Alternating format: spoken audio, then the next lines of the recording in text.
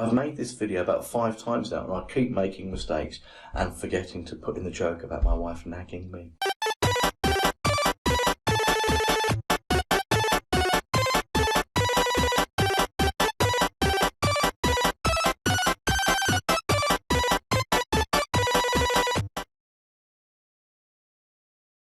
Right, this is going to be quite a long video.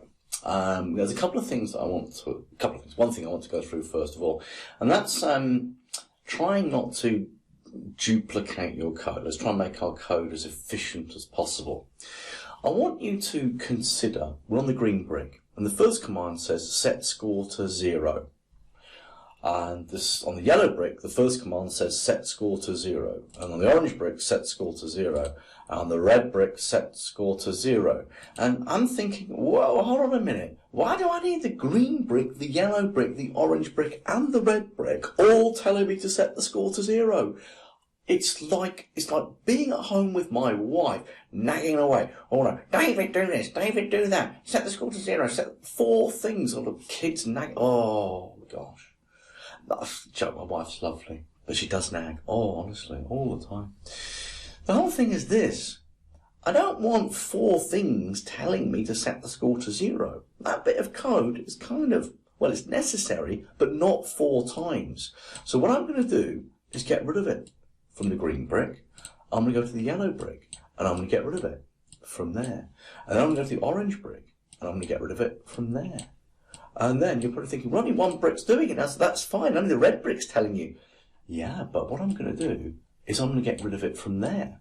And now you're thinking, quite rightly, see the score is 4, press the game, first brick score is now 5. Because there is no instruction in this game now to set the score to 0 when the game starts. Now, what we want to do is the following. We can actually put code on the stage. And what we can say is exactly the same as the previous one, events. When the green flag is clicked, we can go to our variables and we can say set score to 0. And now, when we run the game, look at the score, it's 0. And now it's at 1, so I'll stop the game, the score is at 1, press the green flag, it's at 0. So I can actually put code on the stage as well. So it doesn't have to be just on the paddle, the ball, or the bricks. And that way, that one line of code has been removed. So I've simplified my code a little bit. One less line. It's a bit smoother. Smoother? That's not the right word. Efficient is the better word. Anyway, you will make, the eagle-eyed amongst you will have noticed there's actually another variable here called lives. And that's primarily because I've made this video about 5 times now and I keep making mistakes and forgetting to put in the joke about my wife nagging me. Which she does. Lots. Luckily she's not here at the moment. She's out at some horse show with my children. That's why I can make videos and not get nagged. Anyway. It doesn't nag me, it's just a joke. She doesn't, she's very lovely. What we also want to do is when the game starts, so let's go back to the backdrop, we want to set the number of lives. We're going to set the number of lives to being 3. And you'll notice the score is there, but the lives are not up here. Tick the box. There they are. Lives 3, score 0. That makes sense. But of course, what we want to happen is every time the ball is missed, the lives go down. What we really want to happen is this. Let's imagine now. Oh, let's just put that. Actually, let's put that to start for a second. There we go. Let's imagine now the ball is down here and my paddle's over here. What I really want to happen is at that point for the game to say, right, your lives are down to 2, and then ball, go back to where you started from at the beginning of the game and pick a random direction and off you go again.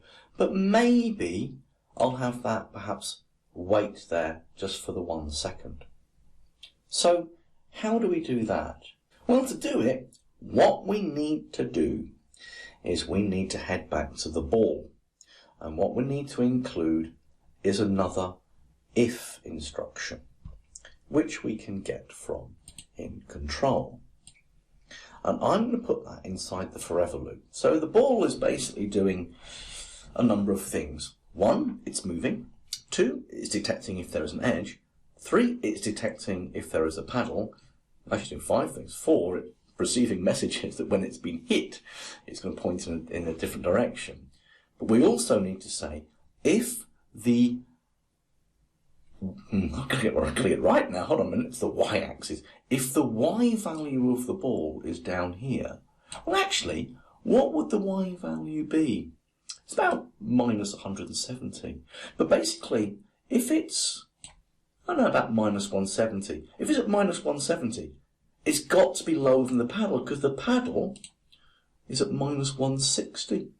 So if the ball is down here, it must be around about minus 170. One thing is for sure, if it goes right down the bottom to the edge of the screen, that's certainly, it's about 180, but it's certainly less than minus 170. And it's really important I introduce you to less than, because I've been teaching IT and computing for 25 years now.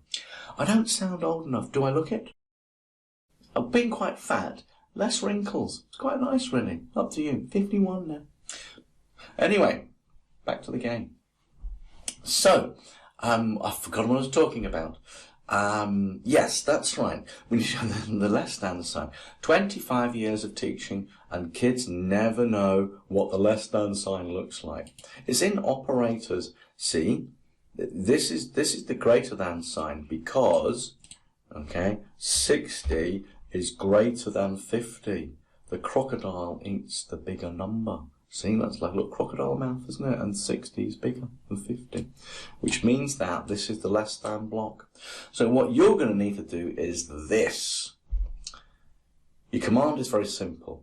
If the Y position of the ball is less than minus 170, then knock one off the lives, send the ball back to the beginning, point it in a random direction, and maybe make it wait 1 second. And then, you just go back into this loop again. See if you can make it work.